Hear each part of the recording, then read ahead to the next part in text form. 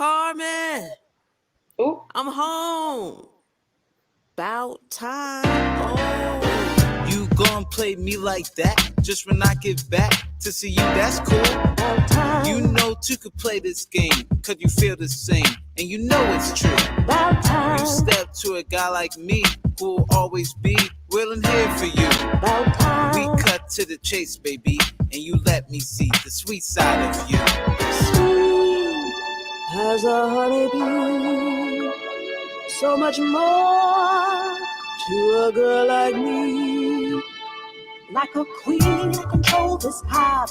They get shook when they see my stride. So many guys have already tried. Get too close and you won't survive. Me as your honeybee. About time we cut to the chase, baby, and you let me see the sweet side of you. Sweet as a honeybee. Girl, what you doing to me? You're a sight for sore eyes to see. It's about time. Sweet as a honeybee. Boy, what you doing to me? You're a sight for sore eyes to see. It's about time.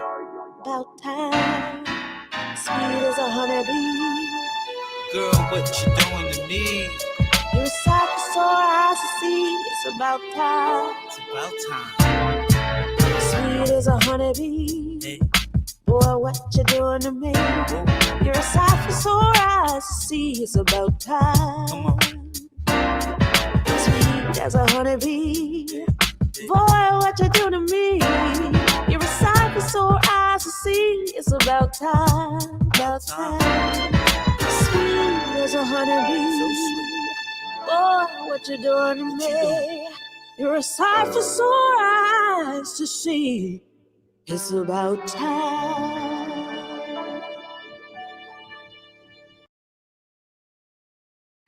Hello, everybody. Welcome to Voices of Carmen Behind the Scenes. We are celebrating Dance to Be More's 10-year anniversary. So y'all gonna get to know a little bit of secret knowledge. We're gonna get to know a little bit about, Voices of Carmen. Before y'all knew Voices of Carmen, we're gonna introduce Miss CJay, the director, the writer, the choreographer, the everything under the sun for this project. How are you doing today?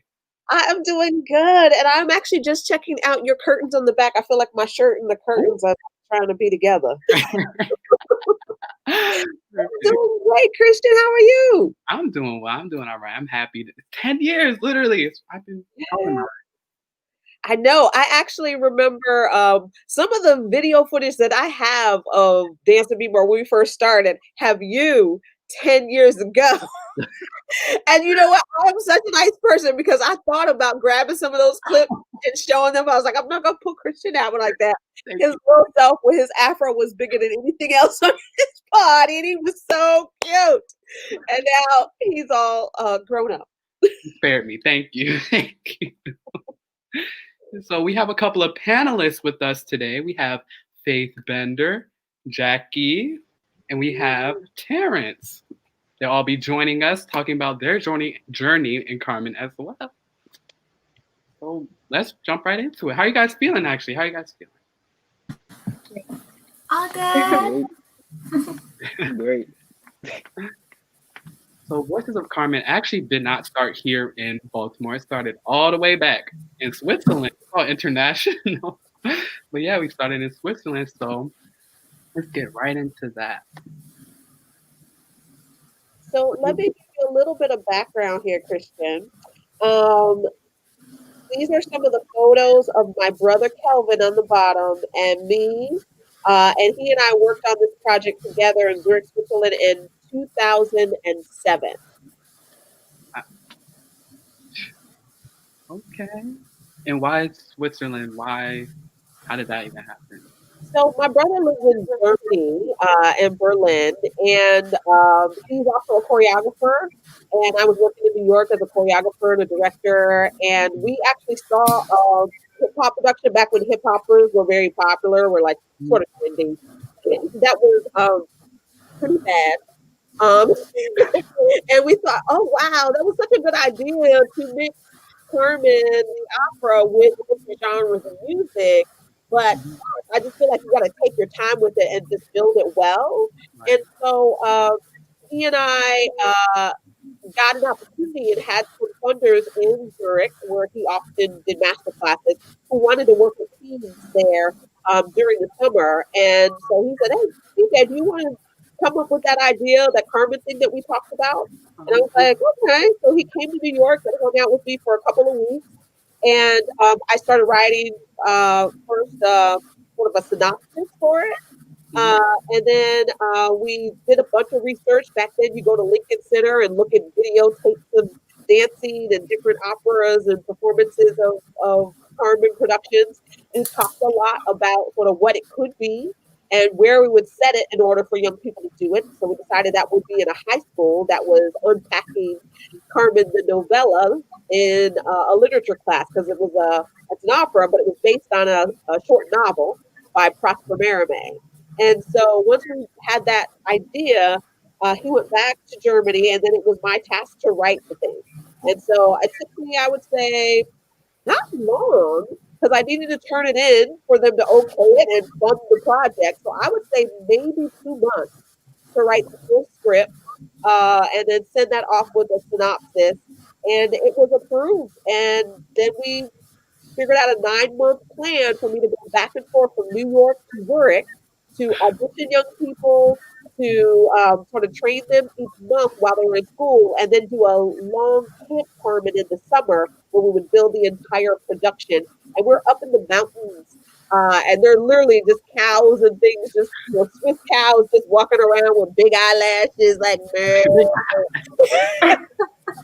and it was really quite beautiful and a great experience. We had a youth cast; it was a large cast, and musicians on stage. It was our youth orchestra, and I was the only one from the U.S. All my other creative team members were there locally, and my brother came in from Berlin. So my musical directors were 2 local musicians, as well as my costume person, sound person, and all that. Wow. Okay, well, let's get into it a little bit. Let's start at Halls of the High because everyone here, I think, was actually in Voices of Carmen. So let's just see the difference here.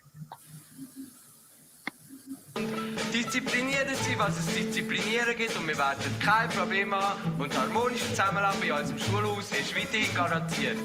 So, jetzt aber rein ins Vergnügen. Ich stelle Ihnen jetzt Ihre Klasse vor.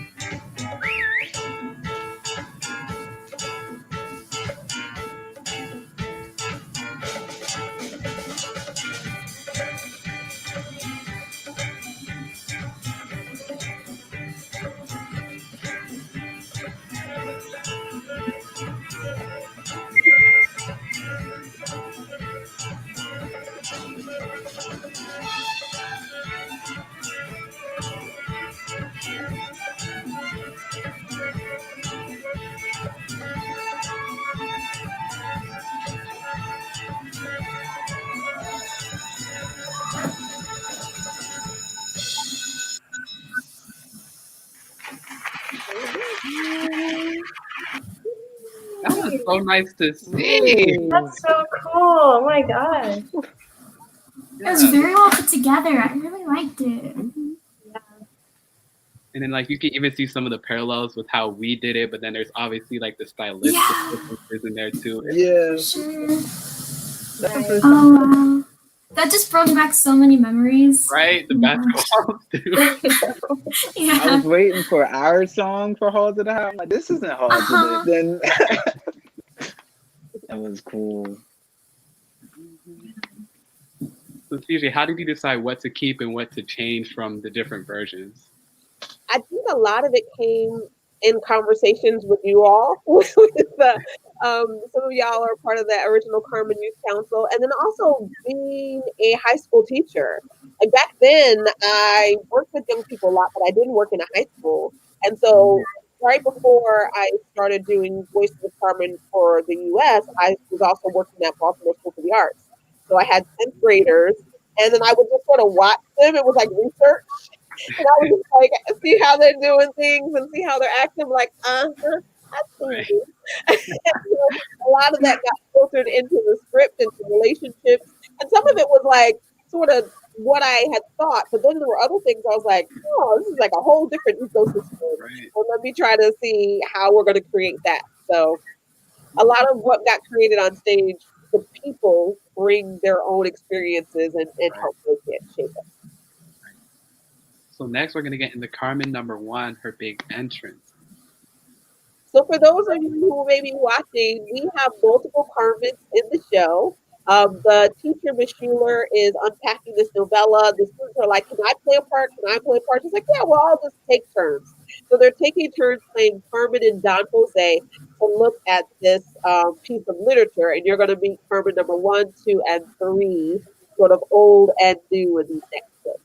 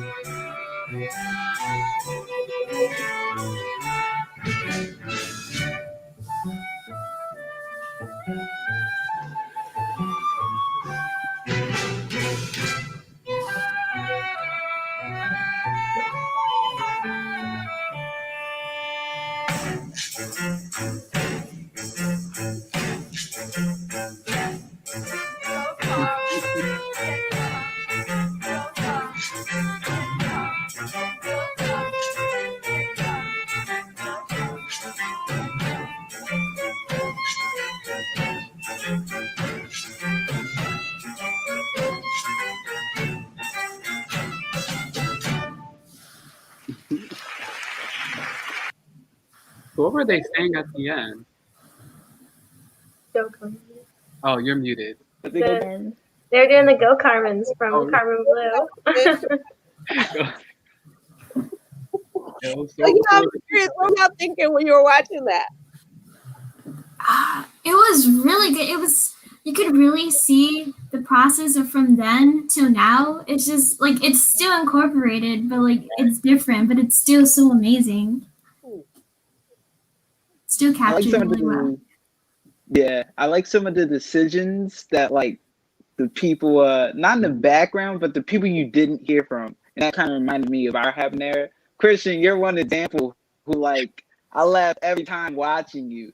So like the guy like fainting and doing this little setup is Right. like it's Yeah. subtle decisions. Like they didn't have any lines, but like it Right. stuck with you. Those Yeah. comedic decisions. So like that was one of my favorite. I mean, obviously I like all the main stuff in habanero, but I love looking at all the like parts people may not catch, and like those decisions sometimes stick with you the most. So that kind of stuck out to me from watching that.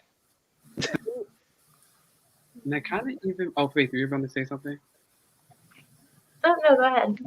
It kind of made me think of the talent because even when she was just standing there, Carmen #1 had a lot of presence, but like it was a school, so like you obviously had people audition, and like here you didn't do it within one school. You didn't get all your talent from the same place. You want to talk a little bit about like where you got all of your talent from? Yeah, that's actually really great. So when I went there, it was a sort of the citywide auditions in Zurich, and people came from all over. We didn't so much work with the schools. I think that there was some word of mouth that went out to schools because people were from multiple places. When we did it here in Baltimore, I definitely wanted to make sure that I not only went to multiple schools but multiple neighborhoods. So we did North Baltimore, South Baltimore, West Baltimore, East Baltimore. And just, if you're from Baltimore, you know the culture. If it's not in my neighborhood, then it might not be for me. And so we needed to make sure that everybody knew this was for you. Right. So we needed to show up and be where you are and where you can get to. And there were so many people who was like, yeah, I figured, it's right down the street, so I'll go. And have literally said that. And that's how they got in the show, because it was right down the street when they decided to come. So we chose, schools, libraries, community centers to partner with and have auditions. And some of those folks have partnered with us now multiple years and said, come on back when you want to do auditions next year. And that's worked out really well for us. Okay. And even some of the cast members were from like 45 minutes away, like down in the South Maryland. That's the crazy thing about the internet. You send out an email and somebody blasts that out. So we had colleges, we had from Bowie, we had we wound up representing probably about 19 schools and 20 different zip codes for our first cast of Voices of Carmen here in Baltimore. So it was very diverse.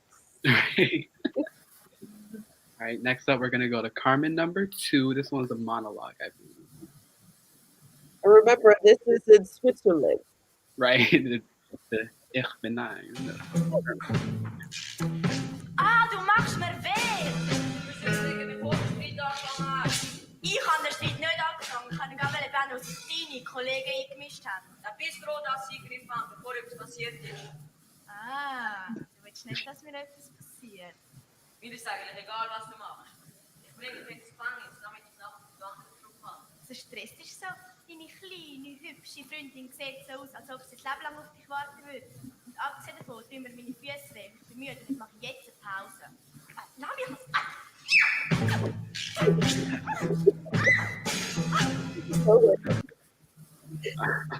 So that's a little bit of that first scene. Any thoughts? How was it like producing in a whole nother language? Like everybody around speaks German and you out here speaking English. How did that work? Well, it was very interesting, and it was work. Like I felt like my brain was really tired at the end of the day, and then there got to a point where we would sometimes have production meetings, and they would start in English, and then people would just start speaking German, and then they speak Swiss German, which is a whole nother kind of German. So there's there's High German and there's Swiss German, and so. And then halfway through the meeting, they realize I'm still there. And they go, CJay, do you understand? And I was like, no, I'm catching it. And then I would repeat back what I think is happening. I think that the sound design is really loud, like a rock band, and we want to mix it better. They'll be like, yeah, she does understand.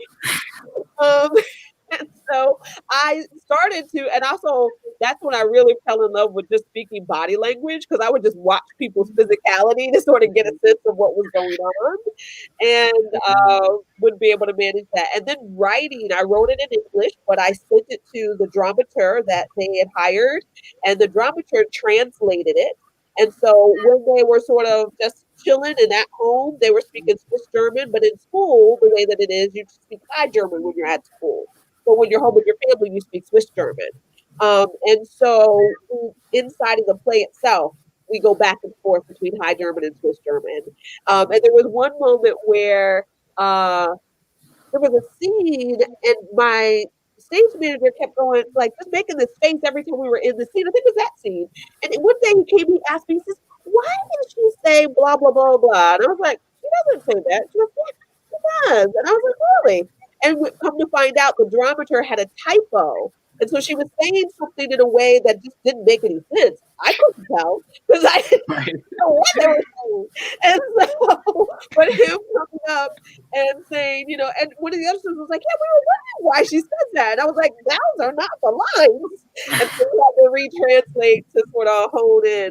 But it was so interesting to have them speaking. Half of my cast spoke some form of English, but some of it was fairly broken. And then some of, I would say, you know, 30% spoke English very, very well. And then there was a few that were just, I'm just nodding and smiling. And so I started saying, yeah, a lot, because I would do all this stuff and I would have to show everything. And I go, yeah, and they go, yeah. And they would execute it. So when I got back to New York, my dancers that I was working with as a choreographer, they were like, why are you saying yeah all the time? Yeah. And they were like, yeah. So yeah, it was definitely interesting. And my brother is phenomenal. He asked, because he speaks High German, but he would say to me, I like it when they speak High German. When they start speaking Swiss German, he's like, I just get a headache. And so he's like, I prefer the High German, because by that time he was fluent and lived in Germany for many years. So he was helpful. And so the team was just very helpful for me. But it was definitely, it took longer because I would give notes and then the translator would say what I just said. Imagine giving notes twice in every rehearsal. And so the makeup are like, okay, I'm going to give you this note, da da da da, write this down, da da, and you give out these notes and disperse the notes in the language they understand. Right. Yeah. And then they have to say it back to you if they have any questions or anything. That's all. It just made rehearsal super long. It sounds like a big process. And I love the incorporation of body language that you spoke about, because that is really universal. I love how you realize that. Because even in our version of Carmen, there are literally scenes where there's just no spoken dialogue. It's just body language. So I like how you brought that from there to here. Well, and go ahead. What were you going to say, Thing? Oh. I was just agreeing. Yeah, well, and I think that's a lot of reason why there's so much pantomime in Carmen. People are like, we're like, what lines am I gonna have? I was like, there ain't that many lines, because I don't want that language to be a barrier. And we already have a couple languages going on. Can we tell this story with physicality? And so that's sort of why we lead in that direction, and that's the origin of that. Mm-hmm. Okay, so let's get into Carmen number 3, Carmen Blue. Faith. Oh, I think we're gonna do Carmen number 2 scene, right? Oh, and y'all. Yes, I wanted to see. Thank you. Y'all, look, there's color here. There's afro. There's melody. You'll be glad they did, before somebody really got hurt. I don't care what you did. I just need to get you to lock up so I can get back. What's your rush? That pretty little thing back there seems like it should be forever for you. Besides, I'm tired and my feet hurt and I need rest. So unless you plan on marrying me, I'm not going anywhere.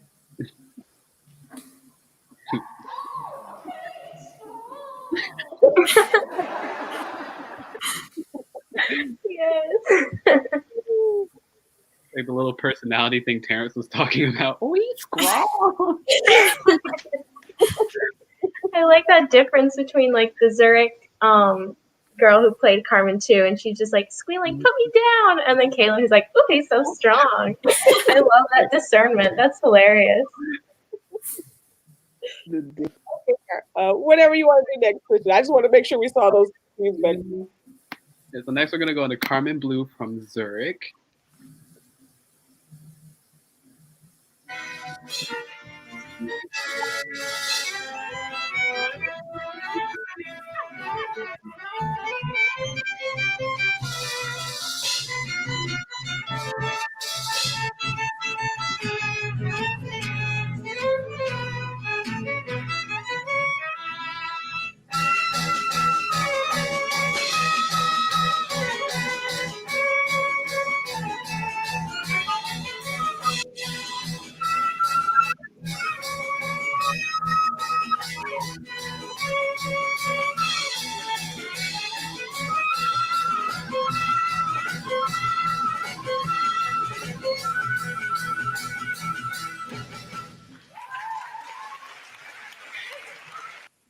Wow.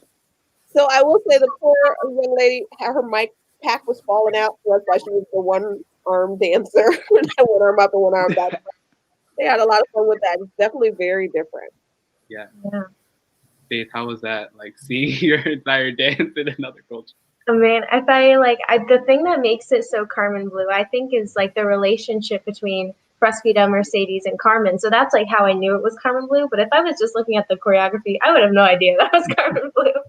So yeah, that was really cool to see. But yeah, the dynamic and the relationship is like so important, and it's still like really strong, and even with different choreo. So that's really cool to see. Mm-hmm. Yeah, just like the scene earlier, they definitely got the heart of the scene still. Like, but I was like, Carmen got a remix. Carmen. I was like, this sounds different. Yeah, so because I was working with producers that were Swiss and that it just was different culture, I found myself sending them music. I would send them, especially when we get to the R&B and the pop and the hip hop, I'd be like sending them old like CDs and cassette tapes of like, this was 2007. I'm just like, a Run DMC, the old school hip hop stuff, just to sort of get a feel for where I was going with certain things. And there was this culture barrier, like we were trying to figure out. And they were like, okay. And so hip hop and the way hip hop was being perceived in R&B and music from America was being perceived in Europe is just different. And you find yourself like using a lot more language to explain the music and the culture and the feel and the rhythm than you even expect to. And so that was really interesting. So, what we came up with was what worked for that time. But I knew when we transitioned to the United States, I wanted to find the right music producers that could really, bring this to a more contemporary time and place.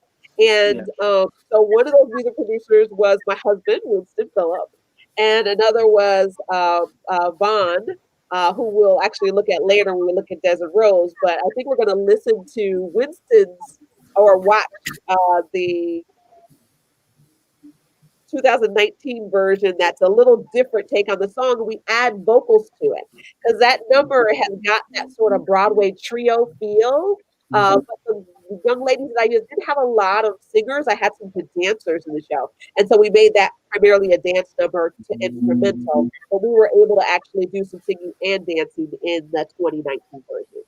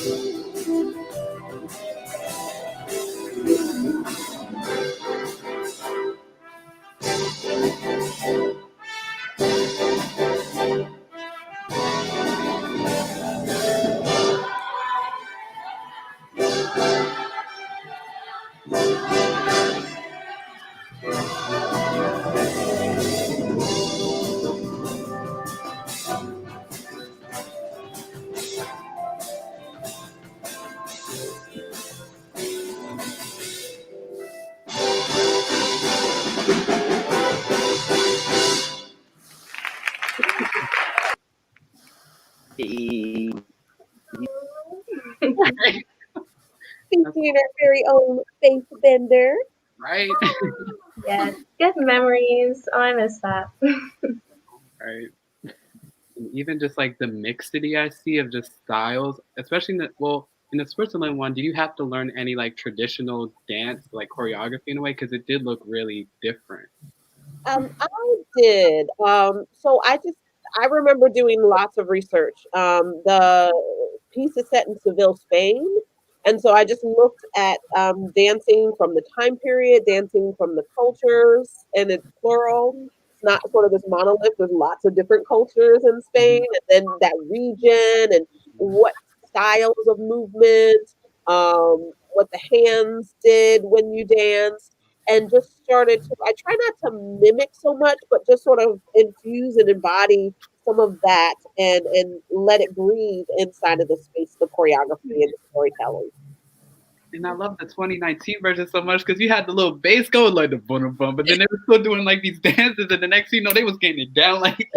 I love the mixing. I love it so much. Well, and like I said, so much of the people in it is what brings that to life. Like it was oh, now I'm blanking on names. Dominic, Your Randall? best friend. Randall, Dominique. Yes. So Dominique had a way about her. Dominique was in my 10th grade class. And Dominique in class would be like, Oh. Miss CJay, I have a question. And so I was like, oh yes, I'm gonna need all of that in Mercedes' little, hey, we're out, we're partying with Carmen. And so just letting people be themselves and bring that to the characters was really fun too. I think that's so cool. So next, we're gonna get into one of the coolest pieces in Carmen, Escamillo. His little, what's it called? Yeah.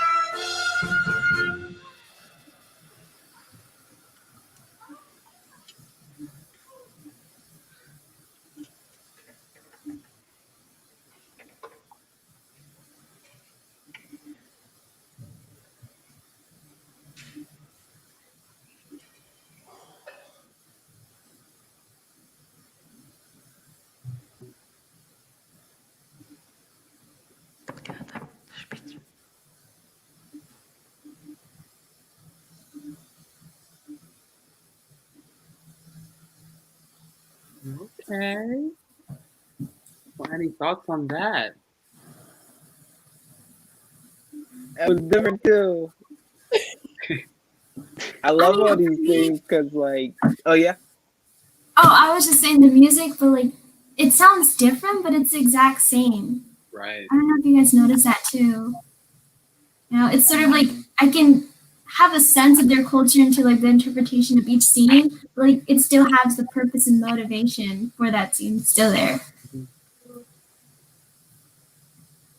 Yeah, it was almost like refreshing to see all these things where like we don't understand their language, but you're forced to like look at the body language, you know? You're forced to look at the tone he sets with his stance and like stuff like that.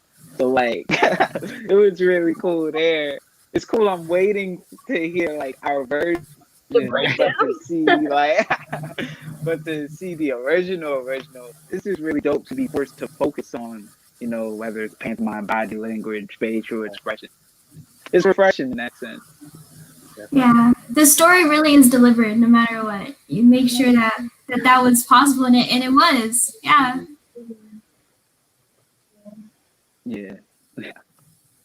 All right, let's waste no time. Let's get right into Escamillo BSA version.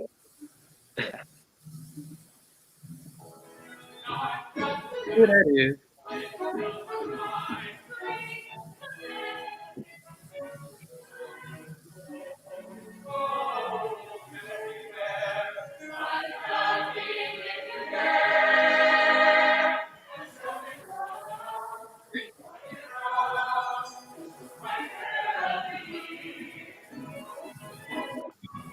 Really fangirling over.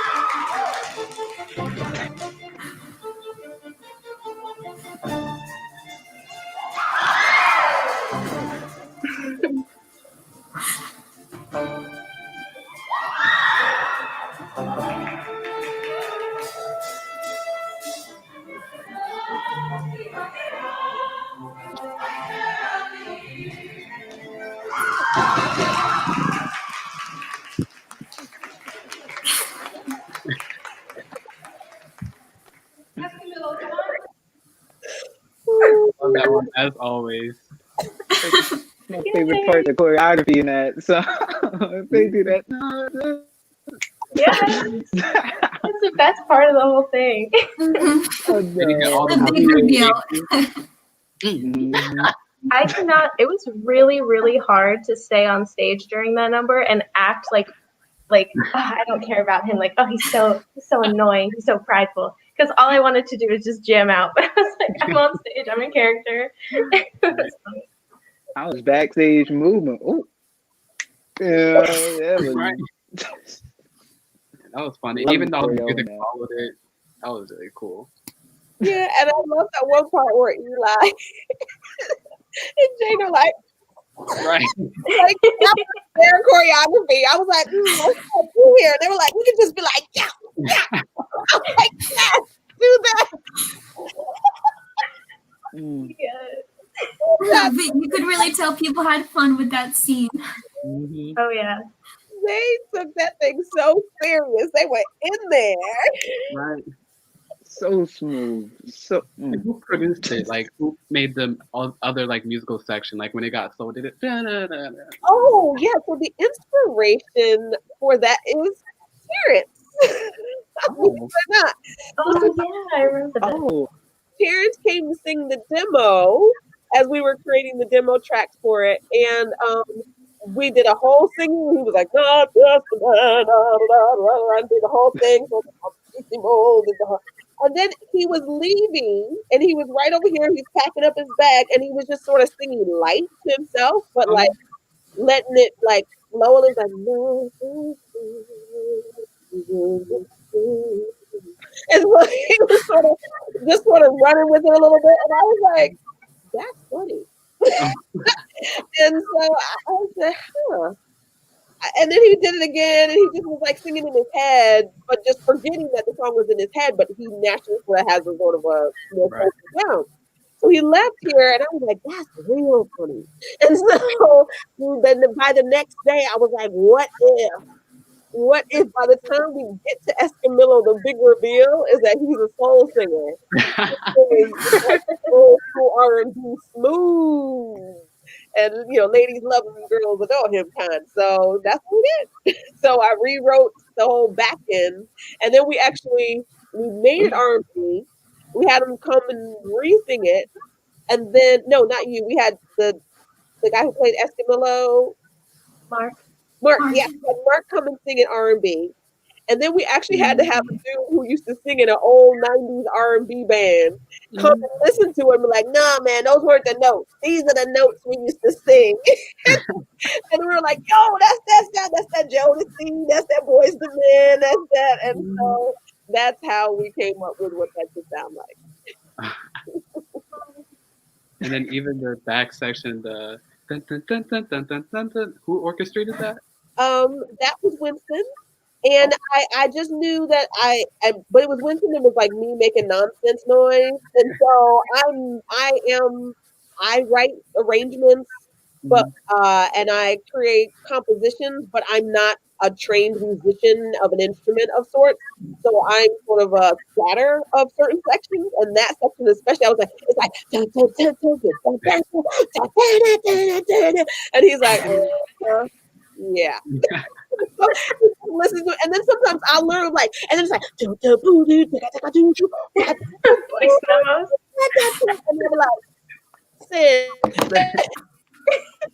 and then a couple days later, he'll compose something off of some nonsense that I just sent via text. That is very similar. So there you have it. All right, so next we're gonna get right into Desert Rose in the Zurich version. So for our audience who's watching, can you give them a little more background of how what's about to happen, how we get here? The musical? Don't we have the modern one to do as well?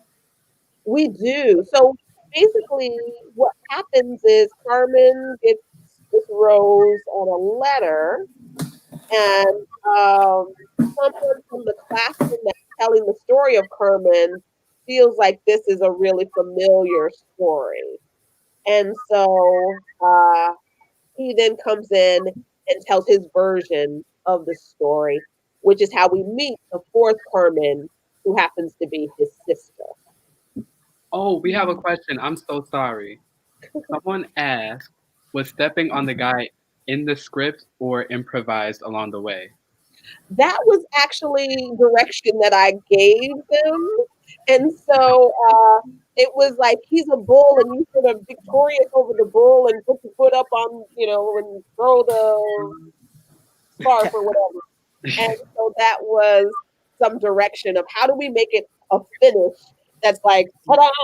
And it was to put the foot on there. But of course, Mark put his own little flair in there and moved him around with it.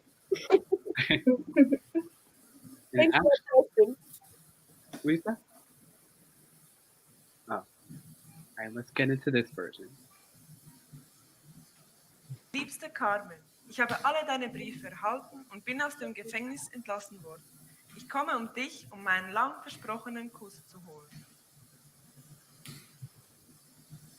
Stop! Das ist mehr als einfach nur eine Geschichte. Ich weiß genau, was jetzt kommt.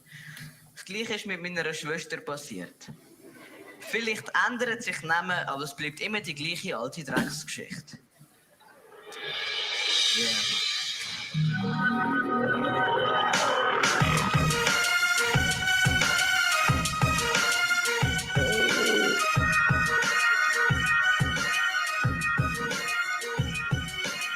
There's a rose in a bright cruel world, living much too fast. For such a young girl, my sister, she was blooming on the rip side of town. And sometimes where it broke, kicked her head to the down. But she couldn't turn up when she was doing her thing. While my mom cursed and screamed about her friends in the gang. I wish I could go back and tell her which road to choose, but in the game in the hood, you got to pay your own dues.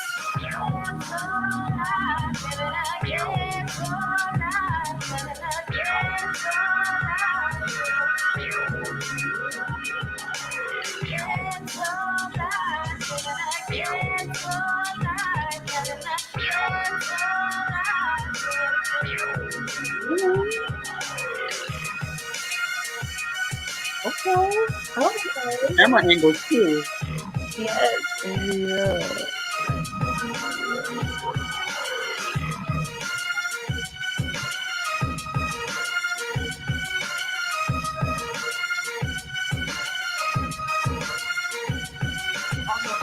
felt hard for this student DJ, and her heart got broke when it comes to give away. But she waited and she beat it, and she stayed through. Getting heat on the street from beginning is true.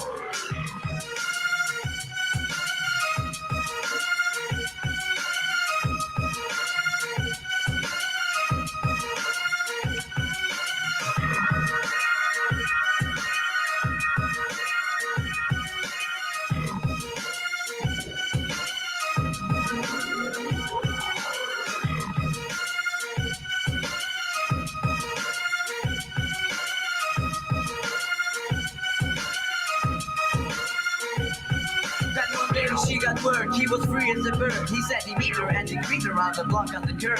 She came out of her blues with the signs of good news. But man, I wish I could go back and tell her which one to choose.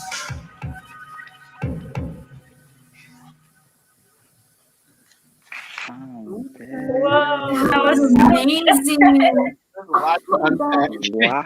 That was so 2007, and I loved I was it. ready to say that's early 2000s That is- break dance, baggy clothes, even the. I feel like we needed a fisheye, and it would have been like, I was perfect. thinking of the first step up, like yeah. It is like step up. It is like step up. Yeah.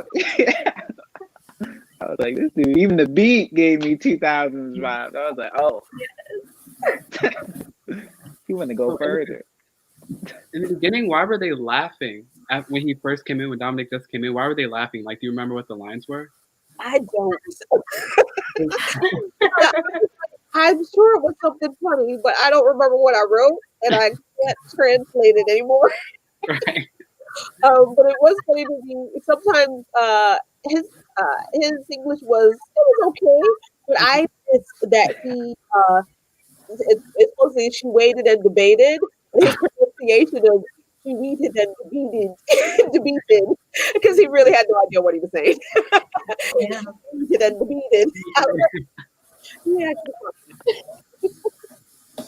And I feel like our Carmen even has I mean, even just looking at that, I feel like our Carmen was a little darker than that. Like, you could see, like, the ghetto. You could see, I was even thinking about the police siren scene. Like, I feel like our had a more somber tone to it. Whereas there was, like, more hippity-uppity. They were laughing at the beginning of the monologue because it was, like, I guess, funny. But for us, it was very, like, somber. It was like, wait, this is about to be a serious conversation, and everyone, like, came in at the same time. I'm curious what any of our viewers are thinking, or any questions they have about what they've seen so far before we quickly transition. We've got about 10 minutes to some of the 2019. Oh, For sure. Period. Thank you. Thank you. Yay.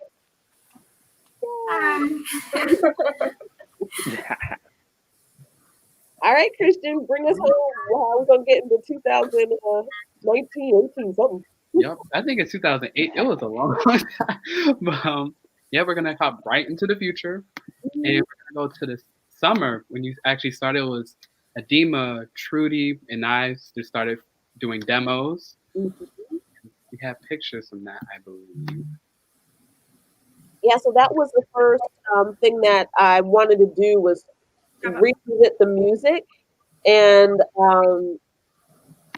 work with young people that I knew were great singers and great performers to create new demos and new arrangements of the pieces with 2 new producers. Oh yeah, and I think that's what we're going to listen to, Lauren. But we'll skip it just because we're moving ahead. So Winston Philip is the tall gentleman there on the side, and also Vaughn helped a whole new rhythm and beat and sound that was now sort of up to date for Desert Rose, and Trudy came in. And what I thought was that we would do, a couple of songs and see how it went. But like in one weekend, we recorded 5 songs. And I told Winston, I was like, they beating these little songs up like they little Dunkin' Donuts at Dunkin' Donuts. It's like, all right, Miss CJay, what's next? I was like, writing. So I was like having to quickly write more stuff because we were able to get so much music down as demos, and you can actually still hear those demos on SoundCloud that we first made to sort of flesh out what would the new sound of Carmen be like. So And this is us just hashing this Carmen Blue out at the piano when I decided, how do we break this trio dance into an actual song?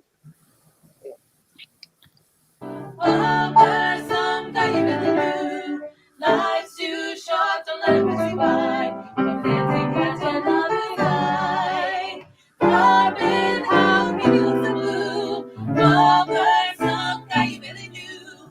Life's too short, don't let it pass you by. Come dancing past another side. Yeah.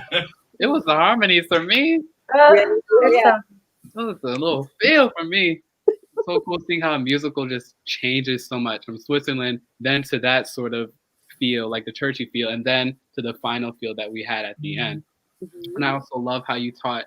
It was kind of intergenerational teaching in a way, because I mean, we can get into that later if we have time, like the other courses that you had within it, but just being able to see the musical process, because within a musical, not everybody, the original cast isn't going to be in every single process, is what I learned. Trudy, she came in and did demos. Different people came in to do demos to like inform the process. So that was really useful to learn. Absolutely. Like, even looking at all the people here, like everyone here was involved in a different part of the process. Yeah. So that was really cool. Yeah. So next, we're going to get into a video where she started creating the program. Oh yeah, I forgot about this. So this was to try to, you can go ahead and press play while we talk, Lauren.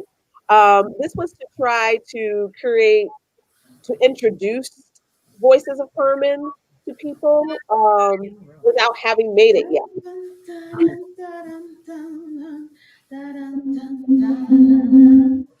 Yeah, This is so long ago.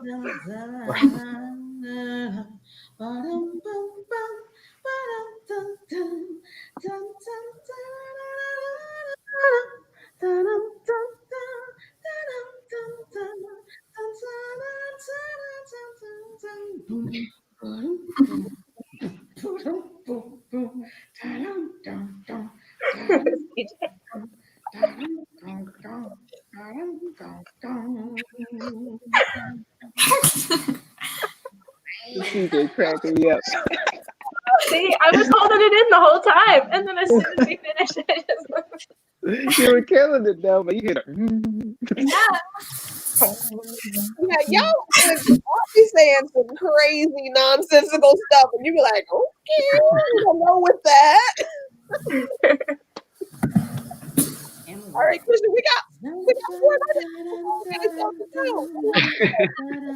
Right, and also I wanted to ask you really quickly. So Carmen was very adaptable from the very beginning, it seemed like.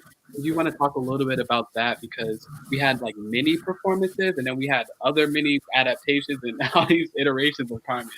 So I wanted people to be able to access this story at whatever level they were and at whatever talent they had at their disposal.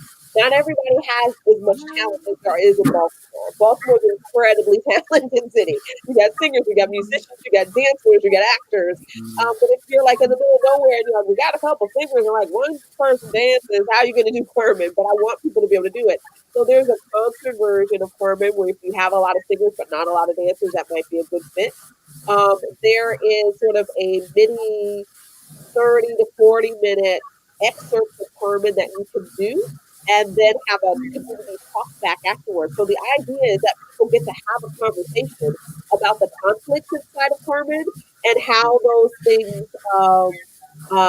mirror or relate to our own lives. And then based on those conflicts, what decisions might we make?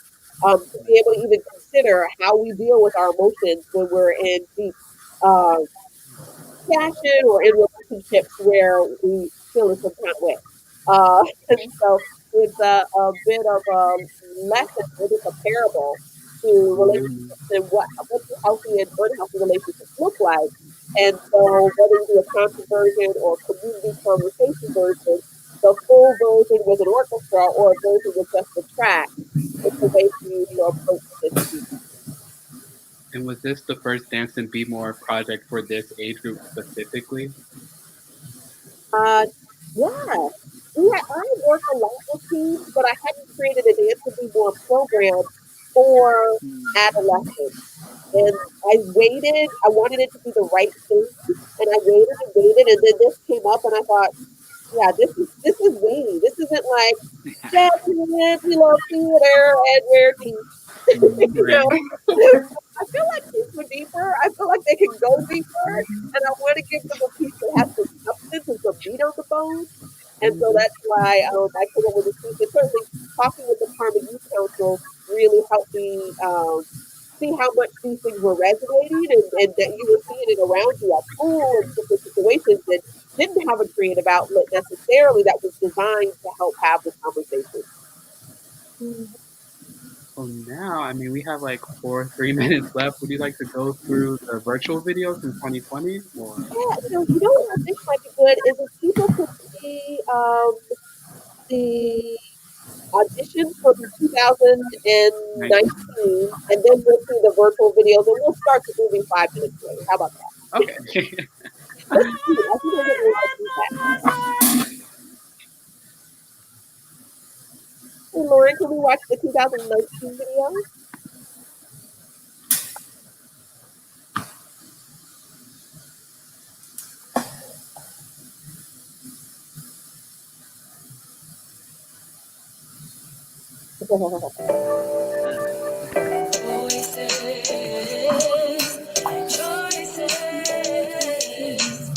North, south, east, west. At the crossroads of life, there is sometimes a test. Knowledge that you draw, they don't teach you in school. Don't let the road that you choose take you out like a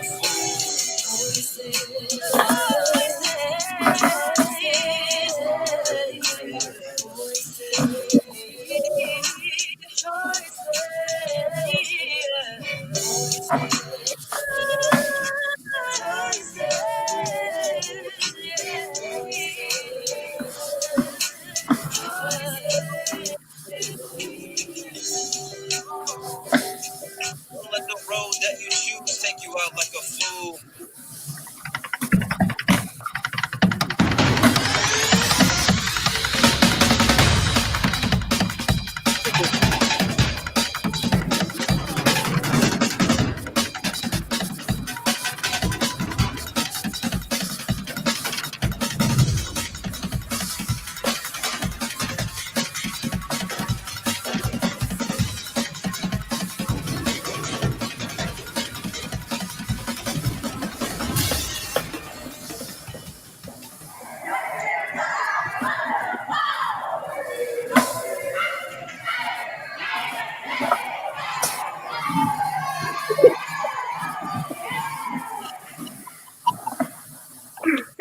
So I have a question. What was that?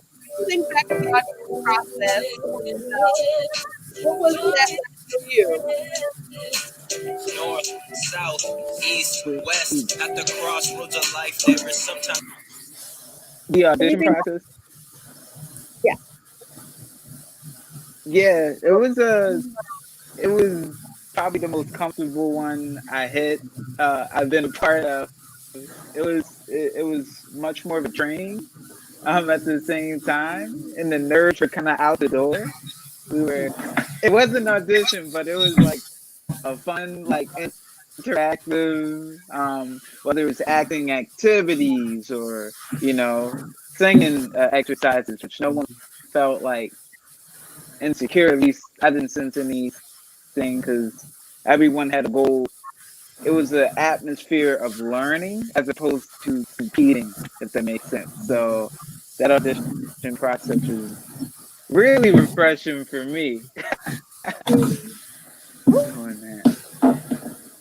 Yeah, I was able to like assist at all the different auditions around the city, and it was so much more fun than like any audition I've ever been to. Like there were basically virtually no nerves. Like once we got started, obviously, and people first got there, they were like expecting the traditional audition experience, but everyone ended up just like laughing and having a great time. So yeah, it was I just like have such good memories from like the audition times. They were just so fun.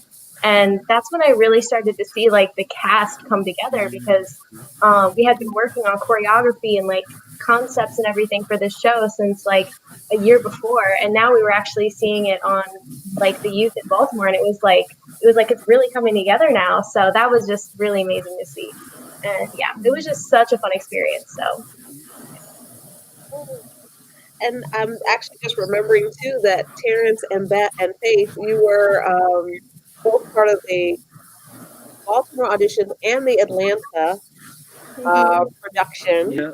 So you had that whole experience as well. And then Jackie was a part of 2019 cast and then came back as a production assistant in 2020. What was that like for you, Jackie? Well, in the beginning for the 2019, I was very nervous from the start because this was a whole play or musical from scratch, but the people were amazing and everyone was so fun to get to know, and the dancing. But the difference between coming into virtually and in production, it was a major different point of view, like entirely. There was a lot of work in the production team, and you really got to know how equal it was for both parties, both the actors and the production team, how important they are to producing such an amazing show. And I was just really honored to get to experience that. And I feel like I really connected more virtually because we had more time to spend together. We had to work together in order to create this film. So yeah, it was an amazing experience. Yeah, the 2020 production team was incredible. Like they worked hard and produced like weekly recap videos, live streams weekly, like super hard. They did a good job. And so now what we're going to get into is the 2020 video that we have. One of my favorite things from Carmen, actually.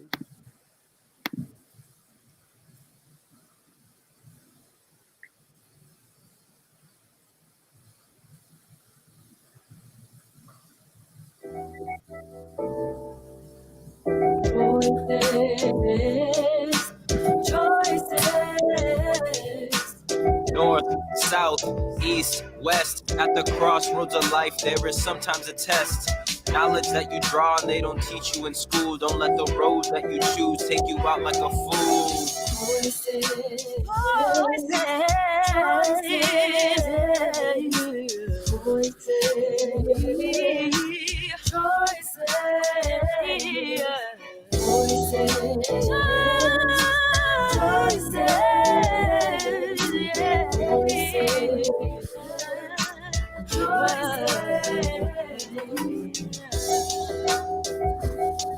Don't let the road that you choose take you out like a fool.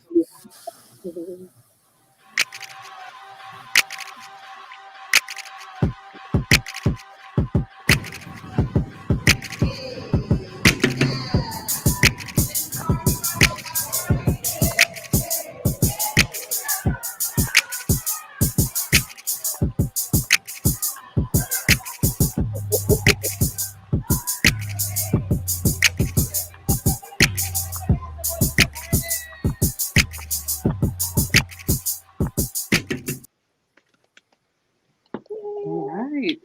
Hey. Faith came back as dance captain for 2020 this year, and Terrence snuck back in. We had cast another gentleman as DJ, and he had some family situations, so he wasn't able to complete the rest of the rehearsal process. So I was like, yo, Terrence, I'm gonna need you to come help us out. And he was like, I'm down for whatever. And he just jumped right into the role, and it really worked out well. So I'm super excited for y'all to see him in this virtual video production that will premiere in 2 minutes. Woo! Okay, Any other remarks from anybody? Any questions from our audience, studio audience? All right, Christian, I think you're going to close us out with week 5 video of us putting some film together, and then we're going to just move right into the popcorn. and watch the thing.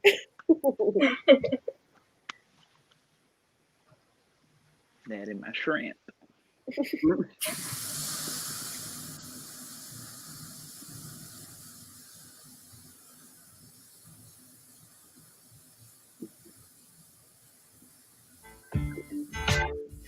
We are learning.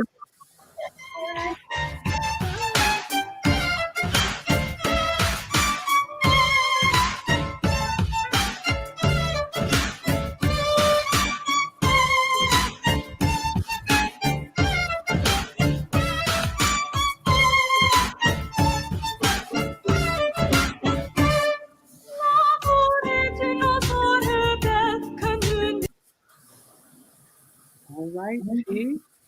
Christian, do you have some questions about this sort of virtual 2020 version that we did? Yeah, so there's like more clips from that I remember. And it was just so amazing to me just seeing how multifaceted Carmen is as a project. There was like a financial literacy part of it. There was the emotional intelligence. There was all that stuff. I was like, okay, Carmen. And even with it being virtual, you still kept all these aspects. You didn't just say, here, you're going to sing and dance. Like, no, you're going to learn lighting. No, you're going to learn financial literacy because this is what this city needs. So I think that's really cool.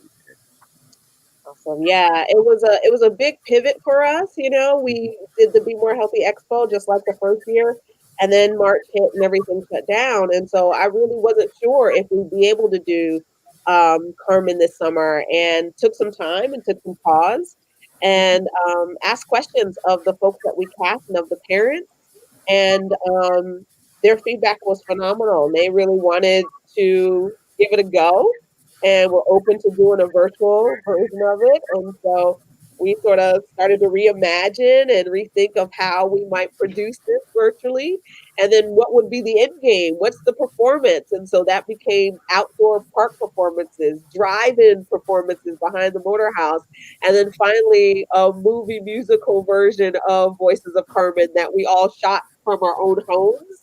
And then I ran around with my one little phone and camera and captured people one at a time, or captured them, separately, and then put things together. And then that's how we created this movie musical.